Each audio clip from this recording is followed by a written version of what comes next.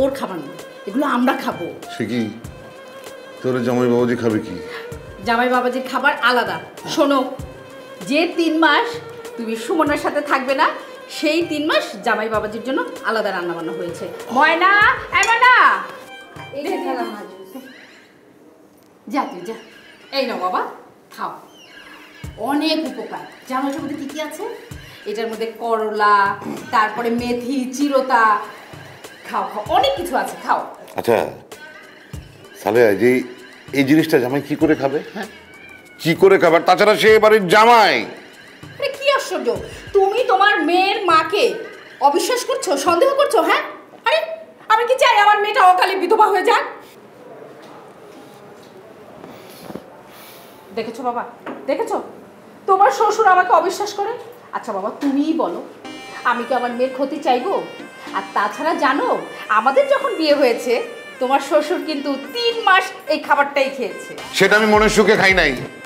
তুমি বিয়ের পরে রান্নাই করতে পারতে না, যেটাই রান্না করতে কুখাদ্য হয়ে যেত, অখাদ্য হয়ে যেত, বাধ্য হয়ে খেয়েছি। শোনেন আম্মা, সুমনার জন্য 3 মাস অপেক্ষা করার কোনো বিষয় না। আমাকে আগুনে ঝাঁপ দিতে বললে আমি আগুনে ঝাঁপ দিতে রাজি আছি। তাছাড়া আমার শ্বশুর বাবার অনুপ্রেরণা। আব্বা যদি 30 বছর ধরে এই অখাদ্য খাইতে পারে, আমি কেন খাইতে পারবো না? জামাইয়ের কথায় পয়েন্ট আছে। তুমি কি বলতে চাও? না আম্মা, আমি মুখ ফসকে আসলে 3 মাসের জায়গায় 30 বছর বলে ফেলছি। আব্বা, আপনার তো বিয়ের প্রথম দিকে এইসব খাওয়ার অভ্যাস আছে, তাই না? আর সেটা কত বছর আগের কথা, তবে খাইছি, আমিও খাইছি এগুলি। না মানে আব্বা, আমার তো জীবন এটাই প্রথম।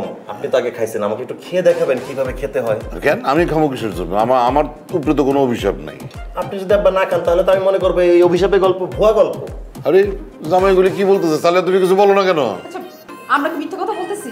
হ্যাঁ, তোমার কোন ক্ষতি চাই আমরা? না আম্মা, ক্ষতির বিষয় না। আমি আসলে জাস্ট ওই বিশ্বাসের ব্যাপারটা চেক করতে চাচ্ছিলাম আর কি। আচ্ছা ঠিক আছে, তুমি যখন অবিশ্বাস করছো, আচ্ছা ঠিক আছে, তুমি একটু খেয়ে দেখাও না। আরে ওর সন্দেহ দূর হবে। তা আমি খাইতে যাবো কিসের জন্য?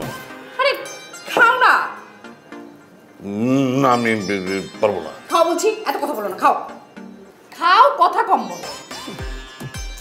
আরে খাও না।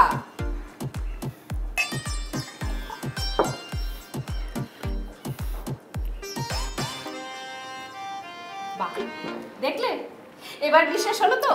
খাও, এবার তুমি খাও বাবা। না না আম্মা, আমি তো এটা খাবো না। আমাকে তো ডায়েটিশিয়ান বলছে পানি খেতে, আমি তো এই ভাষায় পানিও খাবো না। আর আম্মা, কিছু খাইলে গায়ে অভিশাপ লাগবে, কিছু খাবো না অভিশাপও লাগবে না। আমি নিশ্চিত থাকবো। আব্বা চলে যান, খান। আরে কোথায় যাচ্ছ? যাচ্ছি পানি খেতে, আমি খুশি আছি। দেখো, স্বাস্থ্যকর জুস বানালাম। তুমি খাও। কি খাইলাম?